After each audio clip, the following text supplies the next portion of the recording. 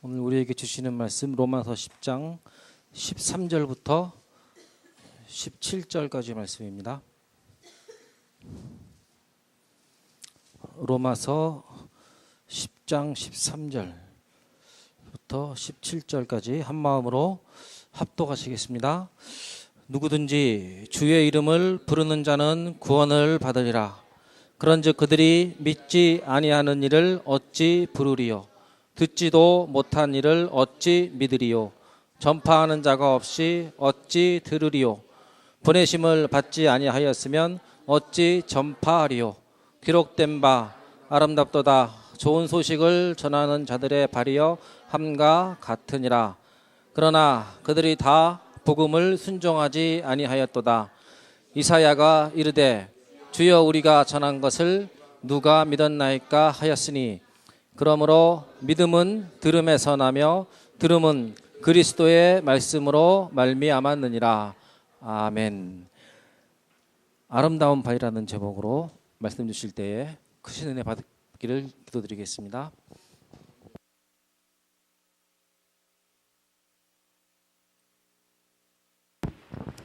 기도하겠습니다. 하나님 감사합니다. 이 시대에 하나님께서 가장 기뻐하시는 그리스도의 복음을 땅끝까지 전가하기를 소원하며 이 언약 속에 하나님의 몸된 교회를 세우시고 또 이 교회를 중심으로 하여 안산 전역에 흩어져 있는 모든 생명들에게 참 복음을 전가하게 하시고 이 황금어장 속에 황금어장인 다민족 그 가운데 우리 중화권을 살리기 위한 귀한 전도학교를 세우신 주님을 찬양합니다. 하나님께서 허락하시고 세우셨사오니 하나님께서 우리 전도학교를 이끌어 주시옵소서. 안산 지역에 경기 지역에 있는 모든 중국인들이 정확한 그리스도의 복음을 꼭 한 번 이상 들을 수 있도록 하나님 우리에게 이 사명 주심을 감사합니다. 오늘도 먼저 우리가 말씀의 은혜 받기를 원하고 또 이 말씀을 나누고 함께 예배하는 시간에 안산 전역의 역사는 흑암 세력은 무너지고 하나님의 나라가 임하게 하옵소서. 이곳에 하나님 7만 중국인들이 있습니다. 나아가서 경기 지역에는 수십만의 중국인들이 있습니다. 아버지 하나님, 이 모든 우리 중국인들에게 참된 복음이 전거되어지고 그 속에 하나님께서 고이고이 숨겨놓으신 중국 복음화 세계 복음할 제자가 찾아지고 세워지는 은혜를 베풀어 주옵소서. 한 사람이 천을 이기고 만을 이길 수 있는 그런 귀한 제자가 우리의 현장 주변에 숨겨져 있사오니 아버지 하나님, 우리가 어떤 환경과 문제 속에 있든지 이들을 향하여 정말 밭속에 감춰있는 보화를 발견한 그 농부의 중심과 그 심정을 가지고 우리의 현장 속에 숨겨진 제자를 찾고 세우는 이 일에 헌신될 수 있도록 역사하여 주옵소서. 오늘도 종을 붙들어 주시옵소서. 하나님 원하시는 말씀이 전거되어지고 반드시 성취될 말씀이 전거되게 하옵소서. 예수 그리스도 이름으로 기도하옵나이다. 아멘. 오늘 15절 말씀을 보면 아름답도다. 좋은 소식을 전하는 자들의 발이여 이렇게 했습니다. 오늘 여러분들 하루 종일 걸어 다니셨죠? 그 발이 어떤 발이었습니까? 오늘 저는 아침에 좀 일찍 집에서 나서서 서울에 갔다가 또 거기서 우리 복음받은 새신자인데 중국인이에요. 한족인데 그 한족을 오랜만에 만나서 양육을 하고 그리고 시간이 좀 나길래 또 어떤 사람을 만날까 생각하다가 아주 산업을 하고 또 앞으로 중화권 선교를 할 그런 하나님께서 또 지금 준비해 나가시는 그런 우리 집사님을 또 만나게 하셨습니다. 같이 식사하면서 지금 진행되고 있는 우리 중화권 사역에 대해서 함께 포럼을 나누고 그리고 안산으로 와서 또 이 자리를 오기까지 여기 오기 전에 우리 안산 COMC가 수암동에서 진행이 됩니다. 거기 참여하고 계속 걸었죠. 계속 긋고 하다가 오늘 여기까지 왔습니다. 그래서 오늘 저는 한 낮쯤에 이 메시지를 생각하면서 나의 발걸음은 어떤 발걸음인가? 도둑질 하려고 가는 발들도 있을 거고, 사기쳐서 어떤 자기 유익을 챙기려고 지금 걸어가는 사람도 있을 거고, 범죄하기 위해서 가는 사람도 있을 거고, 생각 없이 걸어다니는 사람도 있을 건데, 하나님 보시기에 가장 아름다운 발이 뭘까? 오늘 분명히 그 발을 말씀하셨습니다. 하나님 보시기에 가장 아름다운 발, 그 발걸음이 일평생 지속되게 되시기를 주님의 이름으로 축원합니다. 자, 아름다운 발.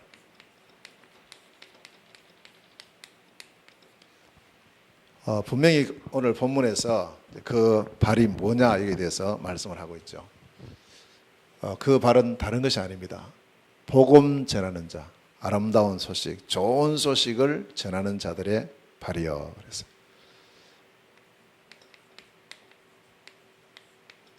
전도자의 발입니다. 우리가 무엇을 하든지 우리는 복음 받은 하나님 자녀로서 전도자의 축복을 누리는 그런 생이 되시기를 주의 이름으로 축원합니다. 매일 점검하셔야 됩니다. 전도자는 매일 점검해야 되고 하나님 자녀는 매일 점검하셔야 됩니다. 왜냐하면 이 일은 하나님께서 매일 이루고 계시기 때문에 우리가 매일 점검을 하셔야 되는데, 그 첫째는 오늘도 나에게 말씀이 성취되고 있는가, 이걸요 계속 점검하셔야 돼요.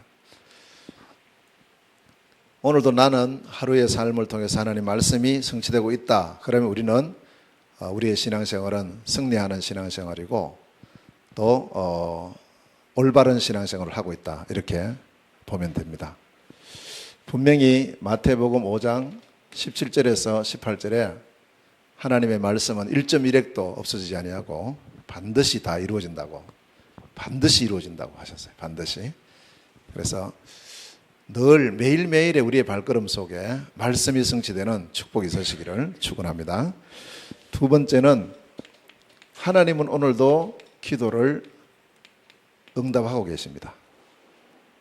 그래서 오늘 우리의 이 만남이 응답의 자리가 되면 참 좋겠고요. 내가 안 되고 힘들다 할 그때에 하나님의 더 큰 계획이 있음을 알고, 하나님의 자녀인 하나님 자녀에게 하나님께서 예레미야 33장 3절에 너는 내게 부르지라 내가 너에게 응답하겠다고 약속하셨습니다. 그 약속이 매일 이루어지게 되시기를 주의 이름으로 축원합니다. 자, 세 번째는 전도의 문이 오늘도 열리고 있는가, 이겁니다. 하나님께서는 골로새서 4장 3절에 전도자 바울이 기도하는 제목이 우리에게 전도할 문을 열어달라고 기도해달라. 감옥에 있는 바울이 감옥 밖에 있는 사람들에게 제발 빨리 나가도록 기도해달라 이렇게 해야 되는데, 그 기도가 아니고 이 감옥 속에서도 전도할 문을 열어달라고 기도해라. 그래서 이 전도의 문이 열리면 내가 그리스도의 비밀을 담대히 말할 수 있도록 기도해 주기를 바란다 이랬어요. 그래서 하나님께서는 오늘도 세계복음화를 이루어나가고 계시기 때문에 이 전도의 문을 계속 여시고 계십니다. 나에게 전도의 문이 열리고 있다, 정상입니다. 왜 이렇게 안 열리지? 그 안 열리는 그 속에 중요한 계획들이 많이 들어있습니다. 여러분, 전도를 위해서 고민하는 그 자체가 전도입니다. 전도의 마음을 담고 우리가 기도하는 자체가 전도입니다. 물론 전도 행위도 중요합니다. 행위, 가서 만나서 복음 전하고 하는 행위도 중요하지만 그 이전에 우리가 전도자가 되어 있어야 돼요. 전도를 많이 하는 사람보다는 전도자의 축복을 누리는 그런 우리가 되어야 될 줄로 믿습니다. 전도 많이 하다 보면 낙심하거든요. 역사 일어나면 교만해지고 안 일어나면 낙심해버리고. 그래서 전도자는 교만하지도 낙심하지도 않아요. 왜냐? 삶 자체가 전도자니까요. 우리가 무엇을 하든지 뭐 직장에 가든지 공부를 하든지 언제든지 하나님은 우리를 전도자로 부르신 줄로 믿습니다. 그래서 항상 그런 중심 속에서 전도의 문이 열리는 이런 축복을 누려야 되겠죠. 오늘 본문 15절에는 아름답도다 좋은 소식을 전하는 자들의 발이여 이래 했고요. 근데 같은 내용이 이제 이게 구약 성경을 인용한 거거든요. 근데 구약 성경에 보면 이사야서 52장 7절에 좋은 소식을 전하는 자의 산을 넘는 발이 어찌 그리 아름다운고 이랬어요. 산을 넘는다는 말이 이사야 52장에는 들어 있습니다. 근데 이제 여기서는 오늘 로마서 10장 15절에는 안 나오는데요. 산을 넘는 자의 그 발걸음. 그 당시에는 산을 넘어간다는 것이 굉장히 힘들었죠. 이게 뭐냐 하면 선교입니다. 나라를 넘어가는 것이고 문화권을 넘어가는 것이고 이렇게 되어지는 그 발을 말하겠죠. 제가 이번에 러시아를 가서 쭉 현장을 보면서 이 말씀이 생각이 났어요. 물론 뭐 러시아 가서 걸어 다닐 때도 많았지만 주로 차를 타고 많이 다녔는데 제가 이번에 5번째 갔습니다. 5번째 갔는데 지난 11월 달부터 이제 어찌 가다 보니까 뭐 거의 매달 들어가다시피 지금 갔는데요. 4번째 갈 때까지는 완전히 삭막하기 그지없었어요. 러시아 땅이 이렇게. 왜냐하면 날씨가 추우니까 한국보다 훨씬 늦죠, 계절이. 근데 지난달 그 4월달 갔을 때만 해도 아주 그래 환경이 좀 안 좋았어요. 그러니까 좀 설렁해 보이고 이랬었는데 이번 달에 갔는데요. 지난 그 5월 24일 날 제가 들어갔는데 완전히 온 천지가 숲이에요. 그래서 푸르고 푸른 그리스도의 계절이 오기를 바란다는 그 찬양이 생각이 나면서요. 얼마나 환경이 좋은지 몰라요. 꼭 한번 가보시길 바랍니다. 너무 좋아요. 근데 그렇게 하면서 이제 거기 쭉 사역을 위해서는 가다 보면 산을 넘어가요. 산을. 빨치산이라는 곳이 있는데 거기는 산이 완전히 둘러싸여 있는 그런 곳이에요. 그거 이제 전부 산이 그러니까 완전히 녹색인 거예요. 그런 현장을 보면서 이 발걸음, 복음을 위해서, 복음 전하기 위해서 산을 넘는 자의 이 발을 하나님께서는 아름다운 발이라 했지. 그런 어떤 감사 속에 쭉 사역이 한 열흘 동안 진행이 됐었습니다. 이 부분에 대해서는 조금 이따가 다시 뭐 시간이 되면 좀 말씀을 드리고요. 그래서 우리는 언제든지 먼저 생각할 부분은 일하기 이전에 언약입니다. 그래서 언약이라는 것이 뭐냐 하면 하나님께서 나에게 주신 약속의 말씀이 언약입니다. 내가 만들어낸 게 아니고요. 하나님께서 나에게 주신 약속의 말씀이 언약입니다. 그렇기 때문에 이 언약은 받은 내가 이루는 것이 아닙니다. 주신 하나님께서 이 언약, 이 말씀대로 이루실 줄로 믿습니다. 저는 이제 그 사실을 선교 현장에서 쭉 체험을 하게 됐었어요. 그래서 저는 이제 만나는 분들에게 꼭 그 이야기를 해줍니다. 열심히 하려고 하지 말고 언약부터 붙잡아라. 언약부터. 우리 중화권 선교 또 중화권 복음화라는 언약을 붙잡은 사람들이 이 자리에 모여지면 이거는 끝없이 지속이 돼요. 그게 아니고 그냥 와보라. 이래서 한번 이렇게 억지로 초청하는 식으로 해가지고 온 사람들이 모여져 있다면 그건 언젠가는 이게는 약해질 수밖에 없어요. 그래서 그만큼 저는 언약이 전부 다다 이렇게 저는 봅니다. 그러면 오늘 이 자리에 참여한 우리 모든 사명자들께서 하나님께서 나에게 주신 언약이 무엇인가 이걸 다시 한번 점검해 보셔야 돼요. 그래서 저는 매일매일 이제 이 언약을 점검을 합니다. 매일 점검을 해요. 7가지 언약을 저는 계속 점검을 하거든요. 하나님께서 우리 모두에게 주신 영원한 언약이 있다. 영원한 언약. 저는 이제 사실은 교회를 다니면서도 첫 판부터 이 언약을 못 잡았어요. 이걸 모르고 신앙생활을 한 거예요. 교회 열심히 다니면 되는 줄 알고 이렇게 했는데 그게 아니었더라고요. 어느 날 제가 지금부터 한 이제 20몇 년 전에 이 언약을 회복하게 된 거예요. 이걸 내가 모르고 신학교 다니고 목회하고 뭐 다 이래 했구나. 하나님은 우리에게 영원한 언약을 주셨는데 그 영원한 언약이 바로 그리스도입니다. 오늘도 그리스도 때문에 이 자리에 모여진 줄로 믿습니다. 그리스도를 위해서 이 자리에 모여진 줄로 믿습니다. 그리스도를 목표로 해서. 이 그리스도가 전 안산 지역에 있는 모든 중화권에게 필요하기 때문에 우리가 이 자리에 모여진 거예요. 그래서 사실은 하나님께서 주신 영원한 언약이 마태복음 16장 16절에 베드로가 고백을 했잖아요. 그 전까지는 그걸 잘 모르고 있다가 계속 예수님 따라다니면서 듣고 보고 확인하면서 이분이 바로 우리 인생 모든 문제 해결하신 그리스도구나 하는 사실이 고백이 됐어요. 처음으로. 이때 예수님 기뻐하시면서 바요나 시몬아 네가 복이 있도다. 이를 너에게 알게 한 이는 혈육이 아니요 하늘에 계신 내 아버지다. 내가 이 반석 위에, 이 반석 그리스도 고백하는 이 반석 위에 내 교회를 세울 것이다.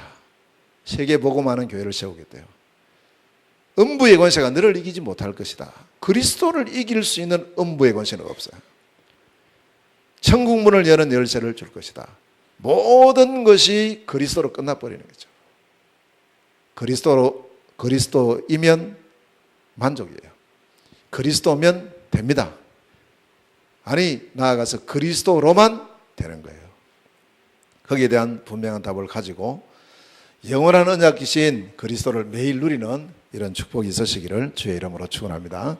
자, 두 번째는 그러면 이 시대에 하나님께서 우리에게 주신 언약이 뭐냐? 이 시대의 언약입니다. 이 시대의 언약이 세계복음화예요.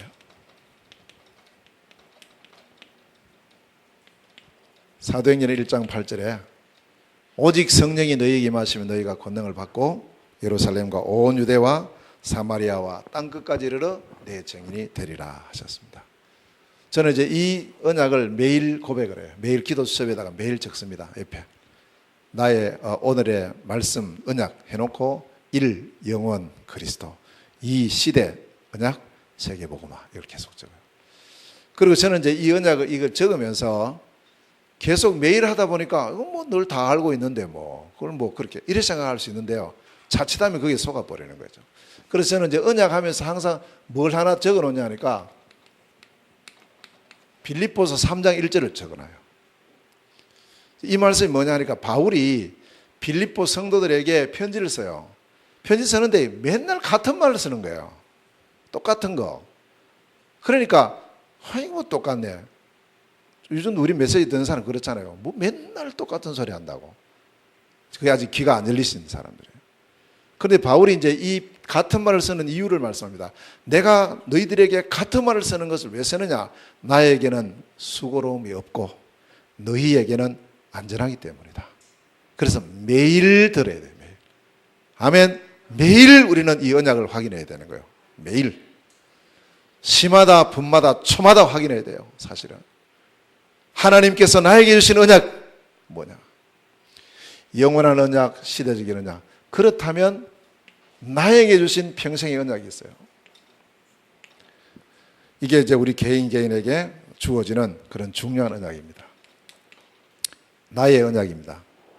자, 저는 이 평생 언약을 제 자신이 선교사로 떠날 때 2004년도에 선교사로 나가면서 내가 선교사로서 이제 평생 언약을 잡아야 되겠다. 그리고 조용하게 하나님께 질문하고 기도를 드렸습니다. 그때 하나님께서 주신 그 선교 언약이 바로 안디옥 4대 선교입니다. 이게 제 평생 언약입니다. 자, 이 언약은 사도행전 13장 1절에서 5절이에요. 변함이 없습니다. 2004년도부터 지금까지 계속이에요. 오늘도 이 언약 속에 있어요. 오늘도 이 언약 속에서 우리 귀중한 우리 전도학교에 참여했고 우리 사명자들을 만나고 있는 겁니다. 단순한 그냥이 아니에요. 저는 그래서 언약을 알고 나서는 이게 전부다구나. 내가 언약 모르고 신앙생활을 내가 너무너무 오래 했구나. 그러니까 돌아보니까 언약 놓친 신앙생활은 완전 실패인 거예요. 사실은. 그래서 안디옥 교회가 안디옥 선교가 바로 사도행전 선교고 안디옥 선교가 성경적 선교예요.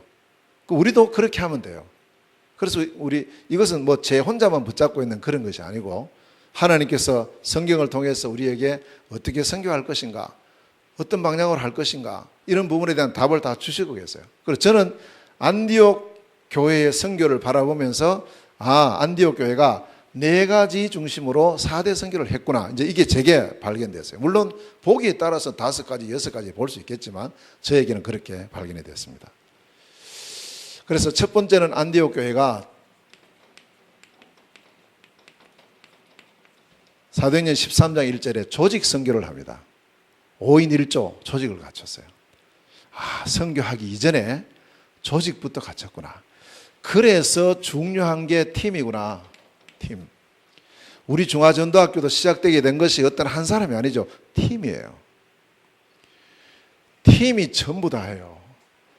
하나님께서 인간을 창조하시고 하나님의 형상대로 창조하시고 생육하고 번성하고 충만하고 정복하고 다스리라는 세계를 정복할 권세를 줬어요. 그렇죠? 그런데 이 세계를 정복할 권세를 실현시키는 첫 번째 하나님이 하신 일이 뭐냐? 팀입니다. 그 팀이 뭐죠? 결혼이에요. 남자와 여자 결혼을 통해서 팀이 된 거예요. 최고의 팀이 뭐냐? 부부예요. 부부. 하나님이 주신 가장 중요한 팀이 뭐냐? 부부예요. 그러니까 사단은 이것을 못하게 하려고 깨뜨리는 거예요. 깨뜨리는 거지. 얼마나 많이 속는지 모릅니다. 처음부터 하나님은 팀을 통해서 세계복음을 하게 하시면서요. 이스라엘의 12지파 팀이에요. 예수님의 12제자 팀이에요. 예수님의 70인 제자들 팀입니다. 이 마가다락방 교회에 모여졌던 120명 팀이었어요. 7집사 팀이었어요. 전부 팀인 거 있죠. 그렇구나. 그래서 저는 이제 이 선교사로 나갈 때 하나님, 제 혼자는 아무것도 할 수 없고 중국말도 한마디 못하고 나갔으니까요. 제가 할 수 없으니까 이런 만남을 주시고 이런 팀을 주십시오. 그렇게 팀 선교라는 언약을 잡고 제가 나갔어요. 요게 참 감사한 게요. 아무도 없어도 돼. 내 혼자 하면 돼. 그래 혼자 막 열심히 했단 말이에요. 그러다가 어느 날 중국은 아직까지 자유가 없으니까 쫓겨났다 생각해 보세요. 그럼 어떻게 돼요? 내 혼자 하다가 내가 나와버리면 그럼 그 자리는요 조용하게 무너지는 겁니다. 그런데 하나님께서는 처음부터 제가 들어갈 때 팀이라는 언약을 갖고 들어가기 때문에 하나님 제 혼자 할 수 없어요. 함께 할 수 있는 안디옥 교회 5인 1조와 같은 팀을 주세요. 그렇게 해서 지금도 함께 팀으로 움직이시는 분이 한 20여 명의 우리 목사님들이 같이 움직이셨어요. 지금. 그러니까 저는 여기 나와 있어도 현지 시스템은 쭉 지속이 되고 있어요. 이번 봄학기도 하나님 은혜 중에 전도신학원 포함해서 여러 시스템들이 잘 진행이 됐고 오늘 이 시간에 저 중국에 우리 이영훈 장로님 계셨던 훈춘에 지금 전도학교를 하고 있는 중이에요. 한국에서 들어가신 목사님께서 지금 하고 계세요. 그래서 저는 못 가지만 팀이라는 이 응답 때문에 현지는 계속 지속이 돼요. 내가 떠나더라도 팀이라는 언약 속에 있으면 그 팀으로 말미암아 내가 있었던 그 현장은 지속되게 되어 있거든요. 우리 중화전도학교도 마찬가지입니다. 팀으로 움직여야 돼요. 항상. 그럼 한 사람이 빠진다 할지라도 그 한 사람 때문에 무너지는 것이 아니고 오히려 그것이 더 단단하게 되면서 그 시스템이 지속되는 것처럼요. 그래서 항상 교회도 마찬가지고 언제든지 그래서 교회 목사님, 중직자, 무슨 렘넌트 다 팀이에요. 사실 알고 보면요. 그만큼 팀이 중요하다. 자, 그리고 두 번째는 이 팀을 통해서 도대체 어떤 조직을 갖춰야 되느냐 할 때 시스템인 거예요. 하나님께서 우리에게 20가지 성경적인 시스템을 주셨어요. 훈련을 통해서 계속 우리가 이제 하나씩 응답받는데 그래서 이 시스템을 20가지 성경적 시스템을 중국 현장에 선교 현장에서 응답받기를 원합니다. 이렇게 제가 기도 제목을 잡고 들어갔어요. 그리고 비교적 짧은 기간이죠. 제가 선교를 오래 한 것도 아니고 선교사 들어가서 한 7년 정도 선교를 했는데요. 또 앞으로 또 들어가야 되겠지만 지금까지 1차 선교하는 건 7년 했어요. 7년 하면서 나와 보니까 비교적 곳곳에 시스템이 세워지게 된 겁니다. 그런 응답을 하나님 주셨고요. 그래서 그만큼 이 부분이 중요하다는 것이 보여졌고 두 번째는 뭐냐 하면 이 교회가 기도 선교를 했어요. 2절에 보면 금식하며 기도했다 이랬거든요. 금식하며. 이 말은 뭐냐 하니까 결국 선교라는 것은 하나님의 인도 속에서만 되어지는 것이고 성령께서 역사하셔야만 되는 것이 선교입니다. 아무리 사람이 계획을 잘할지라도. 그래서 하나님의 인도를 제대로 받는 하나님의 역사하심이 나타나는 그러한 선교가 되기를 원합니다. 그래서 저는 이제 가는 교회들마다 항상 이 부탁을 해요. 기도해 주세요. 다른 거는 별로 안 하셔도 되니까 꼭 주보에 올려주시고 저를 위해서 그리고 현지를 위해서 기도해 달라 이렇게 저는 부탁을 합니다. 자, 그래서 항상 우리는 우리 전도학교도 항상 기도 속에서 이 일이 진행되어져서 성령 인도받는 이런 축복이 있게 되시기를 주의 이름으로 축원합니다. 그게 돼야 됩니다. 그 다음에 세 번째가 뭐냐 하면 이 교회에서 선교사를 3절에 보면 파송을 합니다. 바울과 바나바 두 사람을 선교사로 파송을 하죠. 그래서 그것처럼 하나님 저도 파송받아 가는데 제가 가는 현장에서 중국이라는 현장에서 전 세계 현장으로 선교사를 파송하는 날이 오게 하옵소서. 그렇게 기도를 했거든요. 그래 하면서 발견된 이제 선교사 숫자가 110명 선교사. 이제 이런 숫자가 나오게 됐어요. 이 숫자가 나오게 된 이유가 중국은 워낙 큽니다. 인구도 많고요. 그래서 성 하나가 한 나라입니다. 중국에는 34개 성시구가 있어요. 그리고 56민족이 함께 살고 있는 곳이 중국입니다. 자, 그래서 이 각 성에 한 명씩 보내고 한 민족당 한 명씩 보내고 그러다 보면 이 사람들만 있는 것이 아니고 중국 주변에 국가가 있어요. 멀리도 가야 되겠지만 중국하고 바로 경계하고 있는 나라가 20개 나라가 있거든요.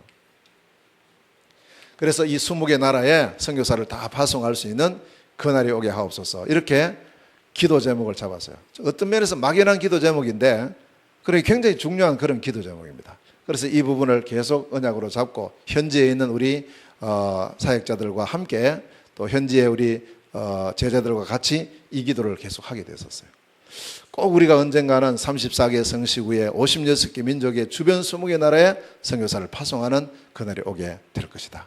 이 언약을 잡고 기도하자. 이렇게 했었어요. 그런데 비교적 앞에 부분들 이런 부분들은 응답이 됩니다. 그 현지에서 응답을 많이 받았는데 현지에서 응답 못 받은 게 이거예요. 이 응답은 못 받았어요. 특히 주변 20개 나라에 선교사 보낸다. 이 응답 못 받았거든요. 근데 이 응답은 제가 중국에서 나오면서부터 받기 시작했어요. 그래서 이번에 러시아 갔다 온 것도 바로 이 응답 속에서 다녀온 겁니다. 제게는요. 주변 20개 나라. 그 주변 20개 나라 속에 포함되어 있는 나라가 러시아거든요. 러시아를 바라보면서 제가 중국에서 10년 전부터 러시아를 보면서 기도했어요. 하나님, 훈춘에서도 보면 러시아 경계거든요. 또 저기 동령이랑 수분하랑 가면 다 러시아 경계예요. 가면 러시아 깃발이 다 있고 국경이 다 있습니다. 거기까지 가서 하나님 저 넘어 러시아에는 어떤 분이 계십니까? 저기는 어떤 분들이 지금 선교하고 계시고 어떤 분들이 복음 전하고 계십니까? 몰랐어요. 저는 기도만 했어요. 장사하러도 많이 왔다 갔다 하고 이렇게 했는데 언젠가 하나님 저 현장에도 가서 이 복음 전하고 저 현장에도 가서 하나님 준비해 놓은 제자들 또 사명자들 선교사님들 만날 수 있도록 문을 열어달라고 기도만 했거든요. 했는데 하나님께서 그 기도를 들으시고 응답하기 시작하셨어요. 그래서 제가 이 언약 속에 다시 한국 나와서 세계를 바라보면서 계속 기도하기 시작한 겁니다. 자, 그 다음에 네 번째가 이 안디옥 교회는 그냥 선교한 것이 아니고 4절과 5절에 보니까 캠프 선교를 했어요. 바울과 바나바가 선교사로 딱 들어가자마자 예배당 세우고 예배당 짓고 거기서 목회를 해가지고 열심히 해가지고 교회 부흥시키고 그렇게 안 했거든요. 그런데 제가 이제 선교지에 쭉 가보니까 그렇게 선교하고 계시는 분들이 참 많으세요. 그게 뭐 잘하느냐 못하느냐 그거 아니고 그것도 선교죠. 그런데 제가 볼 때 선교할 때는 제 기준은 이제 안디옥 교회니까 안디옥 교회는 선교를 이렇게 했더라는 거예요. 바울과 바나바는 가서 한 장소에 머물지 않고 계속 이동을 하는 거예요. 순회를 계속 하고 있었어요. 그게 어디까지 했느냐니까 로마까지 갈 때까지 바울은요. 사도행전 28장까지 바울은 순회를 하고 있는 거예요. 계속 순회하는 거예요. 아, 이게 선교구나. 저도 이렇게 해야 되겠다. 하나님 이 문을 열어주세요. 그래서 저는 선교사로 딱 들어가서부터 바로 캠프를 시작했어요. 쭉 캠프. 캠프라는 건 잘 몰랐어요, 제가요. 잘 몰랐는데 일단 현지 자체가 순회 캠프 할 수 있는 가장 좋은 그런 조건이었어요. 왜냐, 중국은 우리 한국처럼 자유롭게 예배당 짓고 막 이래 세우고 할 수 있는 그런 나라가 아니거든요. 외국인이 들어가서 복음도 못 전하고 외국인이 들어가서 더더욱 목회를 못 해요. 할 수가 없어요. 그러니까 어떻든 한 장소에 오래 머물면은 냄새 나가지고 잡혀요, 자꾸. 그 자꾸 가야 되는 거죠. 그런데 그게 알고 보니까 오히려 성경적인 선교할 수 있는 좋은 조건이었다. 그래서 계속 어떤 면에서는 계속 쫓겨다니면서 선교를 한다. 이렇게 볼 수 있어요. 그런데 가만히 보니까 바울도 마찬가지로 그랬거든요. 그래서 저는 이 캠프 선교를 해야 되겠다 이런 마음을 갖고 들어가서, 그러나 아무렇게나 할 수는 없잖아요. 그 제 나름대로 쭉 진행하다가 아, 요렇게 하나님 역사하시는구나. 그 5가지 원칙을 제가 가지게 됐어요. 그리고 계속 이제 중국 현장이 너무 넓으니까 어디로 가야 될지 누구 만나야 될지 모르니까 일단은 기도 시작하는 겁니다. 그래서 문이 열리도록 기도했어요.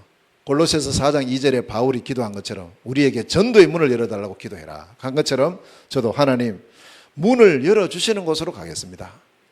아무리 멀어도 가겠습니다. 중국도 멀거든요. 먼 데는요, 기차 타면은 3일, 4일 가야 돼요. 굉장히 멀어요. 이제 그런 현장인데, 그래도 어디든지 하나님께서 문을 여시는 곳으로 말씀 들을 사람이 있다, 복음 받을 사람이 있다, 한 명 있어도 가겠습니다. 제가 처음부터 그렇게 기도를 했어요. 그렇게 해서 기도했는데 진짜 한 명 만나기 위해서요, 이틀 차 타고 갈 때도 있고 막 그런 일이 벌어졌어요. 어떻든 첫 번째는 뭐냐, 하나님 여시는 곳, 하나님 문을 여시면 저는 갑니다. 그리고 두 번째는 가서 엉뚱한 소리 하지 않고 그리스도의 복음을 전하겠습니다. 복음의 말씀 운동을 펴겠습니다. 다른 소리 하지 않고, 하나님 다른 소리 하지 않도록 제게 은혜를 달라고 그렇게 기도한 거예요. 그리고 세 번째는 이 복음이 계속 전거되면 복음 알아듣고 복음의 답을 내는 하나님 준비하신 제자가 나오겠죠. 제자를 찾겠습니다. 하나님 준비해 놓은 제자. 저는 부족하지만 하나님께서 그 지역 복음화를 위해서 숨겨놓은 제자를 만나게 하옵시고, 이 제자가 복음 듣고 답을 얻고 힘을 얻고 결론 내릴 수 있도록 하나님 역사하옵소서. 그렇게 했어요. 그리고는 이 제자 찾는 일을 계속하고, 찾아진 제자를 통해서 네 번째, 무너지지 않는 시스템을 세우는 것이다. 그 시스템 적용이 이제 여기 20가지 전략이죠. 5 기초, 5 합수, 5 또 조지, 또 5 미래, 이것을 적용시키면서 시스템을 계속 하나하나씩 인도받아 갔었습니다. 자, 그렇게 하다 보니까 군데군데 이제 이렇게 세워지잖아요. 제자도 찾아지고 시스템 세워지고 하는데 이쪽하고 소통이 좀 잘 안 돼요. 아, 이게 또 문제구나. 그래서 반드시 원넷을 시켜야 된다. 원넷이 될 때 기적이 일어나요. 아멘. 몇 사람이라도 원넷이 될 때 거기에 기적이 나타납니다. 원넷이 될 때 요단이 갈라져요. 원넷이 될 때 여리고가 무너질 줄로 믿습니다. 우리 안산 지역의 중화권 복음화를 위해서 2-3사람만 마음을 딱 합쳐서 원넷이 되면 이 지역의 흑암 세력은 무너지게 돼 있어요. 그 응답 누리는 우리 중화전도학교가 되어야 될 줄로 믿습니다. 결국에는 이거예요. 사단이 하는 짓이 뭐죠? 원넷을 깨뜨리는 일을 하는 거예요. 원넷을. 절대 하지 못하도록. 부부간에 뭘 깨뜨립니까? 원넷을 깨뜨립니다. 교회 안에 원넷을 깨뜨리는 거예요. 그 전부 사단의 작품이거든요. 복음은 깨어진 가정을 회복시키는 것이고, 복음은 갈라진 것을 하나 되게 하는 것이죠. 성령의 하나 되게 하신 것을 힘써 지키라. 우리는 다 갈라지고 깨어져 있었는데 그리스도의 복음으로 말미암아 우리는 한 둥치에 붙어있는 한 가지로서 오늘 하나님의 새로운 역사를 이루어가고 있는 줄로 믿습니다. 원냈어요. 그래서 저는 이제 우리 중화권 사회 국내에서 쭉 하면서 제일 먼저 기도한 제목이 이거예요. 하나님, 우리 중화권만큼이라도 모든 동기 내려놓고 진짜 그리스도 때문에, 이 복음 때문에 원내스 되게 하옵시고, 복음의 눈으로 다 바라보고 복음의 눈으로 기다리고 복음의 눈으로 수용하고 복음의 눈으로 초역을 하고 그렇게 할 수 있는 우리 중화권 사역이 될 수 있도록 제 1기도 제목이었어요. 저는요. 왜냐 워낙 이거 안 되는 것 때문에 일이 안 되는 걸 봤으니까. 그래서 이제 우리 안산에서 중화전도학교가 시작이 돼서 이제 쭉 잘 진행이 되고 있는데 우리 모두가 오늘 이 자리에 참여하신 우리만 딱 복음 때문에 원내스 돼버리면 끝이에요. 할렐루야. 끝입니다. 끝. 많은 사람이 필요한 게 아니에요. 그래서 항상 이 부분을 복음 공동체라는 이런 언약을 우리가 붙잡고 어떤 사건이나 문제도 복음의 눈으로 바라보시면 결국 그게 모든 것을 살리는 길인 줄로 믿습니다. 중국 사람들 이래 보면 좀 깨끗하지 못하고 이런 게 있어요. 물론 한국 와 있는 분들은 이제 많이 바뀌었지만 중국에 가보면 그래요. 러시아 사람도요. 중국 사람 무지하게 싫어해요. 아주 업신여긴다니까. 러시아 사람들이 중국 사람 업신여겨요. 지금 말 문명하지 못한 그런 사람들이라고. 그 좀 생김새가 좀 그렇잖아요. 러시아 사람들은 뭐 멋있잖아요. 특히 이제 그 젊은 아가씨들은요, 진짜 다 인형 같아요. 이제 결혼해가지고 애 낳고 하면 완전 이제 이렇게 되지만 그 아가씨 때는 그렇거든요. 하나같이 다 이쁜 거예요. 그런 어떤 사람들이라서 그런지 어떤 중국 사람을 굉장히 싫어해요. 러시아 말로 중국이 기따이예요. 기따이. 기따이인데 싫어한다는 거예요. 근데 싫어하지만 중국 사람들을 다 또 내보낼 수가 없어요. 왜냐? 중국 때문에 경제가 돌아가요. 경제가. 그래서 경제가 전부 중국 때문에 돌아가기 때문에 싫어하면서도 또 함께 있는 거예요. 그래서 제가 이걸 보면서 그래 말이야. 진짜 이 중국이라는 나라가 제대로 복음만 딱 들어가 버리면 정말 멋있게 되죠. 그래서 중국을 통한 세계복음화, 중화권을 통한 세계복음화 이것이 날이 갈수록 맞구나. 지금 이 시대의 세계복음화의 시간표는 중화권을 통한 세계복음화다. 할렐루야. 그거는 확실해요. 확실. 제가 쭉 다녀본 결과로 그리고 모든 거 진행되는 거 볼 때 이거는 분명하다. 이제 그것이 제게 점점 더 확인이 되어 오고 있습니다. 어쨌든 이렇게 제가 이제 이 네 가지 언약을 잡고 평생 언약을 잡고 선교사로 들어가서 쭉 사역을 했었어요. 그러다가 어느 날 제가 다시 한국으로 나오는 시간이 지금부터 2년 전에 다시 한국으로 나왔어요. 갑자기 나가라는 거예요. 잘 쉬고 있는 우리 집에 와가지고 이제 가라는 거예요. 그래서 뭐 국가에서 가라면 가야죠. 버틸 수가 없으니까. 왔어요. 와서 또 질문했어요. 하나님, 제게 분명히 안디옥 4대 선교의 언약을 주셨는데 그럼 이제 뭡니까? 이제 한국 나왔는데 어떡하라고요? 하나님 또 말씀을 주셔야죠. 그렇게 기도를 했는데요. 하나님께서 두 번째 주신 이 평생 언약이 마게도냐 미션.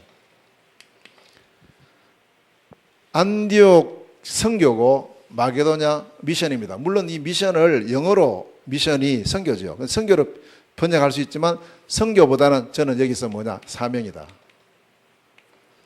요즘 말로 하면 천명인 거예요. 천명. 그래서 제가 이 부분을 이제 붙잡고 계속 바라봤어요. 이 바울도 사도행전 16장 6절에서 10절에 보면 아시아로 가려고 다 준비해서 가는데 문이 딱 막혀버리는 거예요. 그래서 이제 하나님께 질문하면서 하나님 이게 뭡니까? 그거 어떻게 가야 되죠? 어떻게 해야 되죠? 했대 하나님께서 주시는 응답이죠. 마게도냐로 건너와서 우리를 도우라. 마게도냐. 한 번도 아직까지 생각해보지 않고 시간표 아니라 생각했던 마게도냐로 건너가게 되고 가보니까 하나님 준비해놓은 문이 쫙 다 열리거든요. 그렇구나. 그럼 하나님 저에게 마게도냐가 있을 건데 저의 마게도냐를 발견케 하옵소서. 이렇게 해서 기도를 하는 중에 제일 먼저 온 이제 이 미션이 개인화. 남이 문제 아니다. 네 자신이 먼저 전도자의 삶을 누려야 되는 것이다. 그 언약을 잡게 됐고요. 두 번째는 제자화예요. 다른 사람도 많이 하지만 너와 함께하는 사람, 네가 만나는 사람,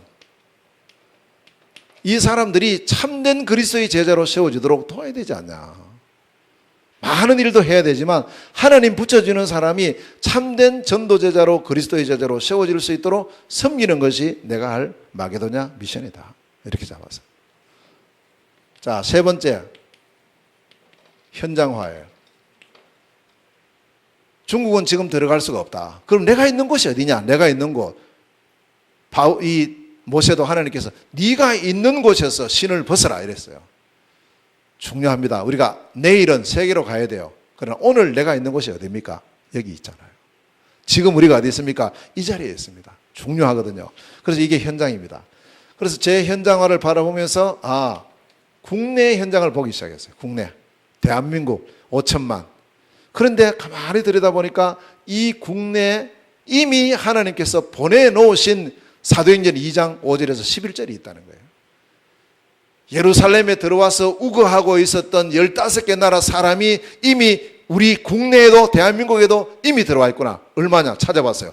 150만. 와, 어마어마하구나.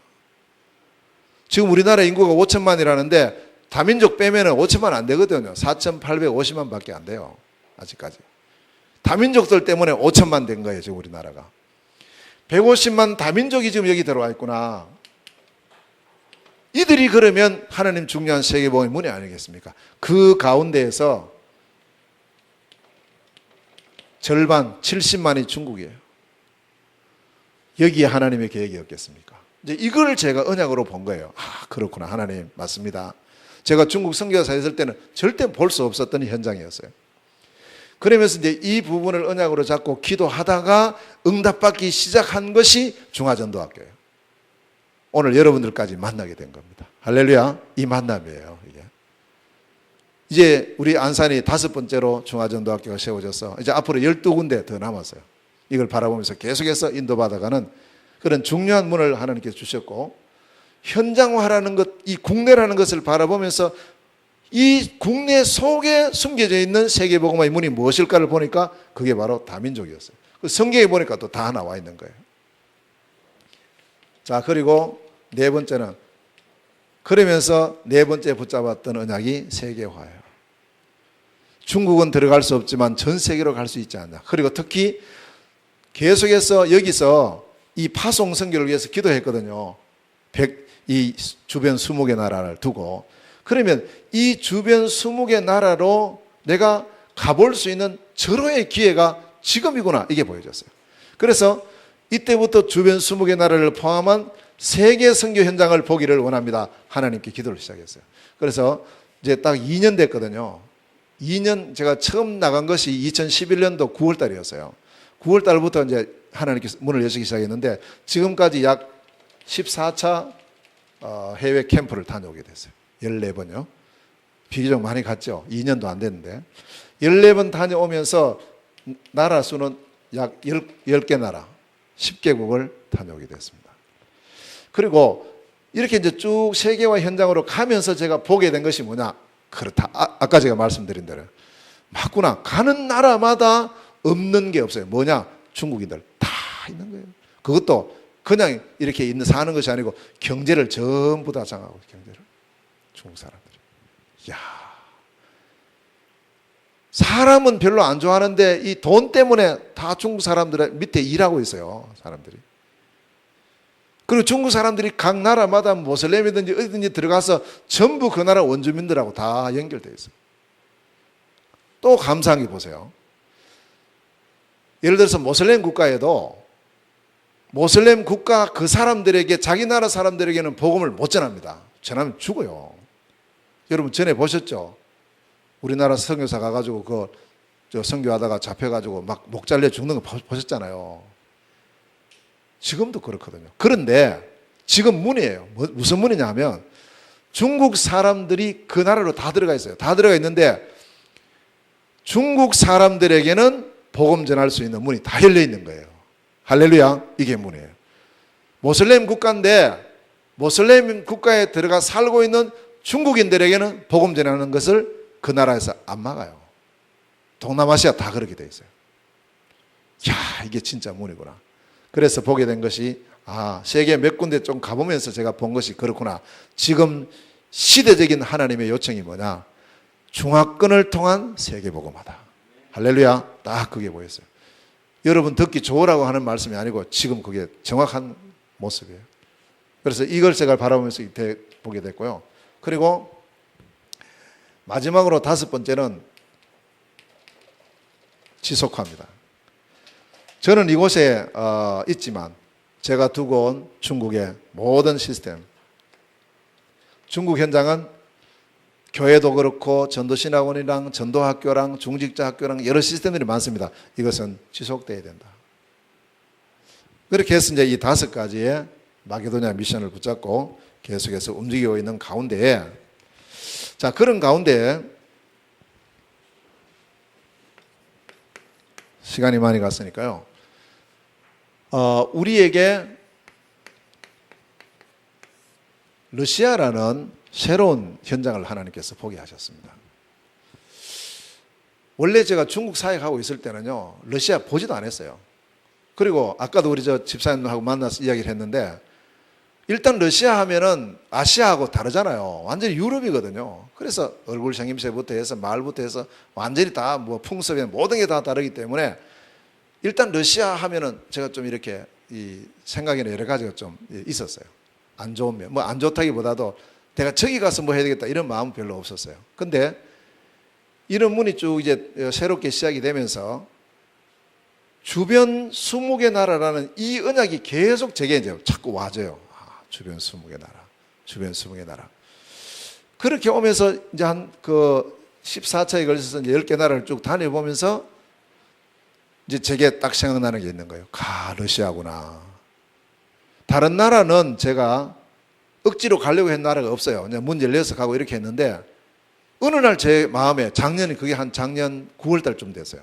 9월 달쯤 됐는데 러시아를 가봐야 되겠다 이런 마음이 딱 드는 거예요.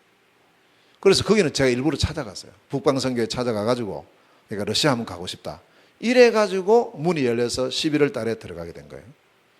그래서 들어가게 됐는데 이 러시아를 쭉 이제 보니까 여러분들 이미 뭐 잘 알고 계시겠지만 러시아라는 나라는 이 면적이 말이죠. 17,000 170만입니다. 예, 170만 제곱 킬로미터예요. 170만. 이게 이제 어느 정도 크냐면 중국의 거의 2배 정도 됩니다. 세계에서 제일 큰 나라죠. 땅이 필요하신 분은 제가 이번에 러시아 가보니까 러시아 가시면 되겠더라고요. 왜냐 놀고 있는 땅이 너무너무 많아요. 좋은 땅인데 아무것도 안 하고 있어요. 보니까. 그런데 이 넓은 천지에 인구가 1억 5천만이에요. 행정구가 얼마나 복잡한지 83개 이 연방체로 이루어져 있어요.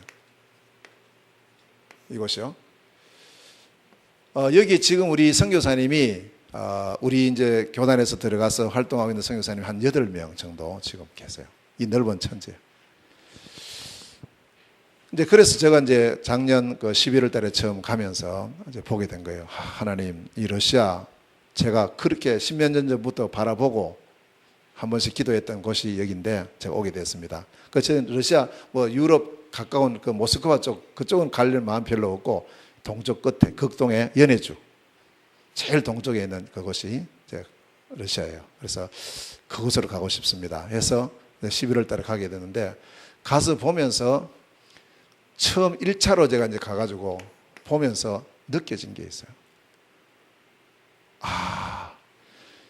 이 러시아를 통해서 이 극동 연해주를 통해서 삼국 복음화의 중요한 관문이 되는구나. 이렇게 이제 보여졌어요. 거기 가보니까 그 연해주가 옛날 우리나라하고도 역사적으로 너무나 밀접한 관계가 있고 더 올라가면요. 발해란 아시죠? 발해 대조영이 세운 나라. 이 발해 성이 지금도 그대로 보존되어 있는 성이 2개나 있어요. 얼마나 잘 보존되어 있더라고 가보니까요.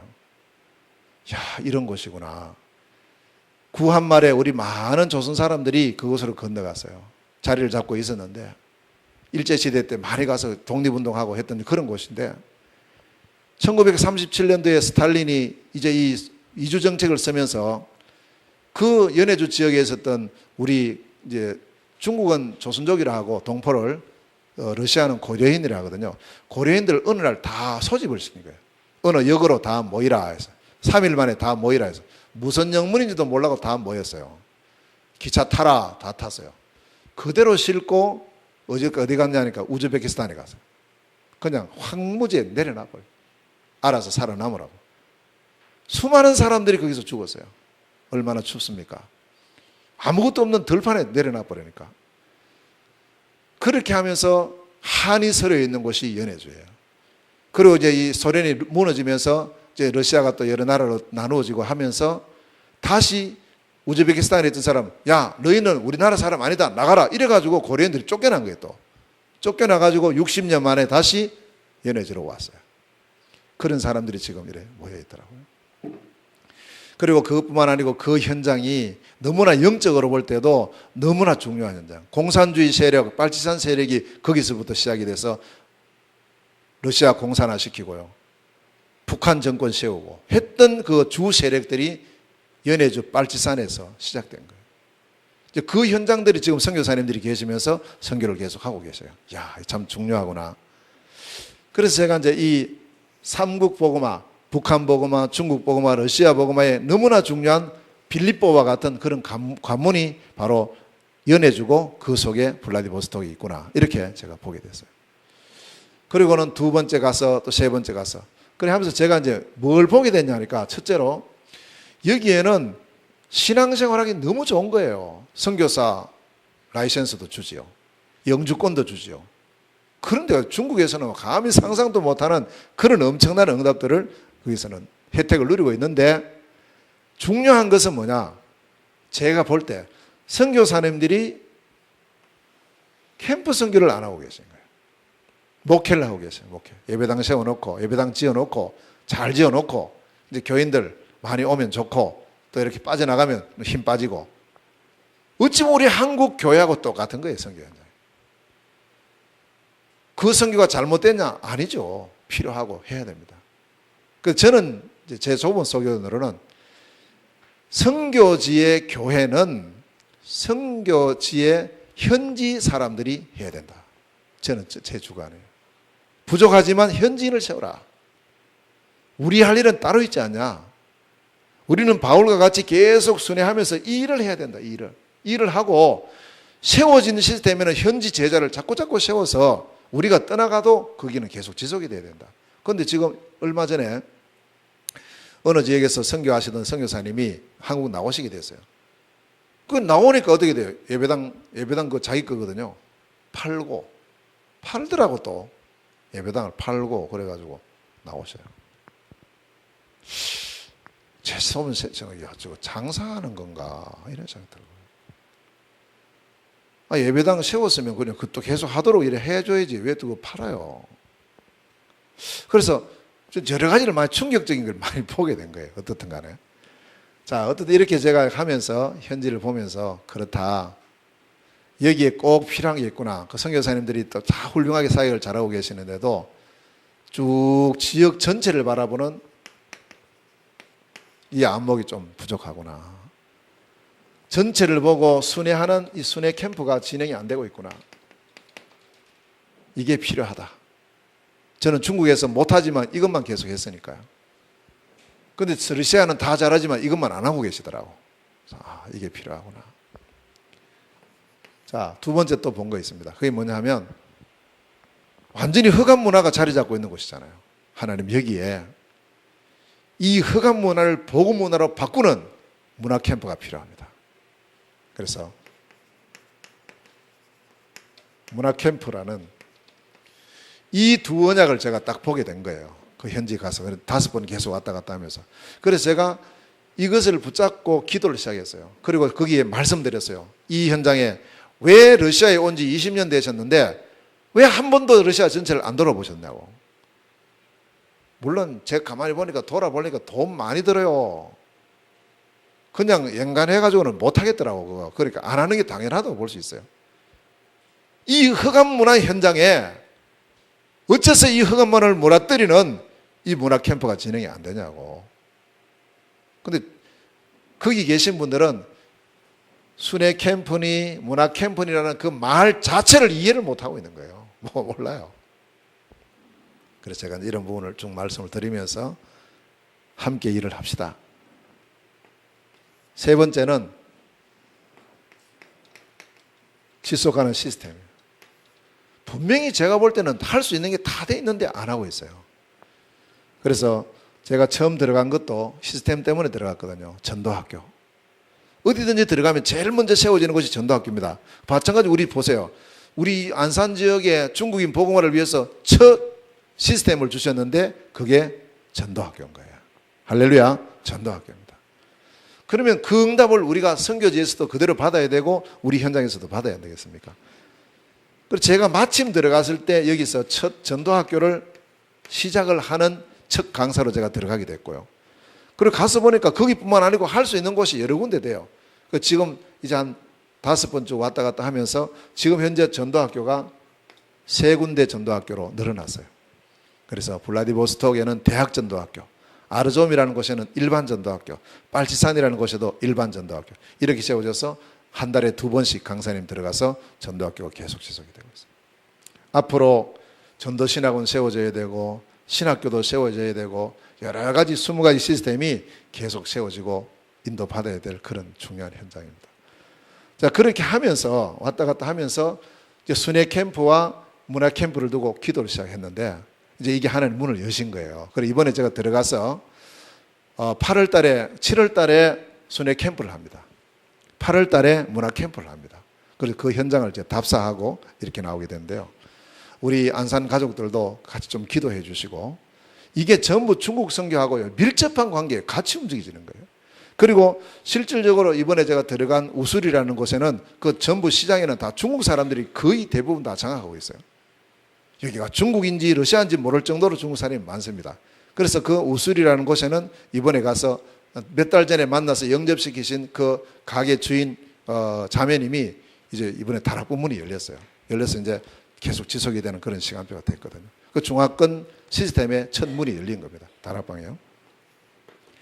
자, 어떻든 이제 러시아 전체를 바라보면서 순회를 하고 시베리아 횡단 열차를 타고 순회를 하고 1월 달에 그 기도 제목을 던졌는데 이제 그게 이제 확정이 된 겁니다. 그래서 7월 1일부터 12일까지 동부 지역입니다. 전체는 하기가 너무 많고요. 일단 동부 지역 6개 지역, 6개 도시에 쭉 순회를 하면서 캠프하기로 결정이 되고 지금 날짜가 확정이 되어 있습니다. 이를 위해서 기도해 주시고 이번에 이 순회 캠프에 캠프팀이 6명입니다. 한국에서 3분 가시고 또 러시아에 3분 선교사님 이렇게 해서 6분이 열이틀 동안에 동부 지역 쭉 순회를 하면서 사역을 하게 됩니다. 뭐 열매가 많이 있고 없고를 떠나서 이 자체를 하나님께서 기뻐하셔요.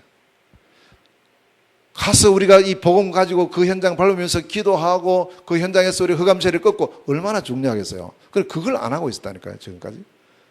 자, 그리고 알지산이라는 곳에 흑암 문화를 복음 문화로 바꾸는 문화개혁의 문화 캠프를 하자. 이렇게 해서 이게 8월 13일부터 20일까지 이제 연해주에서 진행이 됩니다. 제1차 연해주 문화 캠프예요. 여기는 한국, 중국, 러시아 이 3개 나라의 렘넌트들과 사명자들이 함께 참여를 합니다. 그래서 이번에 이제 이 일이 계획이 되니까요. 하나님 얼마나 기뻐하시는지 한국에서 지금 현재 신청하신 분이 거의 55명 정도 신청되었어요. 여기는 이제 문화사역하는 우리 정인 선교단도 같이 가고요. 또 아이칸칸이라는 어린이 중국어 찬양단이 있습니다. 같이 가고. 그리고 사명자들 같이 가고 또 거의 보면 이제 중화전도학교에 쭉 사람들이 같이 연결돼서 이번에 같이 가게 됩니다. 중국에서도 많은 숫자는 아니겠지만 중국에서도 지금 이번 이 문화캠프에 참여하기 위해서 지금 준비를 하고 있어요. 자, 빨치산이라는 흑암의 큰 역사를 일으켰던 그 진원지 흑암 문화의 현장에서 그리스도 복음의 비밀을 가진 렘넌트들과 사명자들이 3개 나라의 사람들이 한 자리에 모여서 거기서 그리스도 복음을 선포하고 하나님의 말씀을 선포하고 하나님의 성호를 찬양하고 그리스도 이름 부르면 찬양하고 이 문화행사를 할 때 그 지역의 흑암 세력은 완전히 무너질 줄로 믿습니다. 그리고 이번 캠프 때 그 주민들 다 초청을 해요. 지역 주민들 초청해가지고 한 이틀 저녁 시간에는 아예 막 한국 어떤 그 문화, 그 다음에 또 어떤 노래 이런 거 갖고 공연을 해요. 쫙 해놓고 복음 전하고 하나님께서 원하시는 예비된 사람 찾고 하는 이제 그런 초청의 시간도 마련하려고 이렇게 하고 있습니다. 그래서 혹시 우리 안산에는 지금 처음으로 제가 말씀을 드리는데 아직 시간이 좀 남아 있습니다. 지금 계속 신청을 받고 있어요. 혹시 여러분들이나 여러분 자녀들이 이번에 어린이들도 많이 가거든요. 그래서 자녀들이 이번 기회에 한번 이 러시아에 문화 캠프에 참여해서 함께 이 일에 같이 인도받고 싶다 이런 분들은 신청을 해주시면 됩니다. 지금 회비는 전체 배 타고 가거든요. 배 타고 가고 오고 또 비자 내는데 이 러시아 비자는 비싸요. 14만 원씩 들어요. 비자 내는 데만. 그래서 비자비 포함, 배삭 포함, 가서 하는 모든 경비 다 포함해가지고 70만 원 정도에서 지금 그걸 진행하려고 그렇게 준비를 하고 있습니다. 그래서 위에서 기도해 주시고 아마 이번에 한 150명 정도에서 좀 더 되면은 200명 가까이도 전체 참여가 될 것 같은데 이 문화 캠프를 통해서 실질적인 러시아의 문화 개혁에서 일어나는 시간이 될 수 있도록 기도해 주시길 바랍니다. 자, 이렇게 아름다운 발 한 사람, 그 한 사람의 아름다운 이 복음 전하기 위한 발걸음을 통해서 하나님은 그 작은 자가 천을 이루고 약한 자가 강국을 이루는 그런 축복의 역사를 주십니다. 제가 오늘 꼭 말씀드리고 싶은 것은 바로 이 부분입니다. 하나님께서 내게 주신 언약입니다. 이것이 분명한 사람은 절대 흔들리지 않죠. 나의 정체성이거든요. 안 흔들립니다. 이 언약을 잡았던 요셉은 감옥에 들어가도 상관없고 노예에 들어가도 상관이 없었어요. 상관없습니다. 언약 없으면 이리 흔들렸다가 저리 흔들렸다가 계속 흔들리는 거예요. 그래서 오늘 우리의 이 귀중한 시간 만남을 통해서 나의 남은 인생의 발걸음은 하나님께서 기뻐하시고 하나님께서 인정하시는 아름다운 전도자의 발걸음, 선교사의 발걸음 되어져서 가는 현장마다 흑암 세력이 무너지고 하나님 나라 임하면서 지금 이 시간에 우리 서울 지역에, 대구 지역에, 청주 지역에 동일한 시간에 함께 우리 국내 중화권 사역을 위해서, 복음화를 위해서 같이 지금 전도학교로 모여서 예배가 진행되고 있어요. 이게 얼마나 하나님 앞에 감사합니까? 그래서 참 우리의 숫자는 많지 않을지라도 상관없어요. 어쩌면 내 한 사람이면 됩니다. 한 사람의 이 언약 잡은 아름다운 발걸음 통해서 가는 현장마다 하나님 나라가 임하고 우리 국내 70만 종합권 복음화의 문이 열리면서 그 속에 숨겨진 7천 제자가 찾아지고 이 7천 제자가 중국 본토로 전 세계 디아스포라 현장으로 파송되어서 종합권 통한 세계 복음화 역사를 누리는 이런 축복이 우리 모두에게 있게 되시기를 주님의 이름으로 축원합니다. 기도하시겠습니다. 하나님 은혜를 감사드립니다. 오늘 우리에게 귀중한 하나님의 말씀을 주시니 감사합니다. 이 시간표를 우리에게 보여주심을 감사드립니다. 아름다운 발, 남은 나의 인생의 발이 하나님 보시기에 가장 아름다운 발걸음이 되기를 소원합니다. 좋은 소식을 전하는 자들의 발이요, 좋은 소식을 전하는 자들의 산을 넘는 발이요 라고 말씀하셨습니다. 전도와 선교의 생이 될 수 있도록 역사하시고 가는 현장마다 아름답고 좋은 복된 소식인 그리스도의 복음이 나를 통하여 우리의 현장과 지역과 전 중화권에 전거되어지는 축복의 생이 되게 하옵소서. 예수 그리스도 이름으로 기도하옵나이다. 아멘.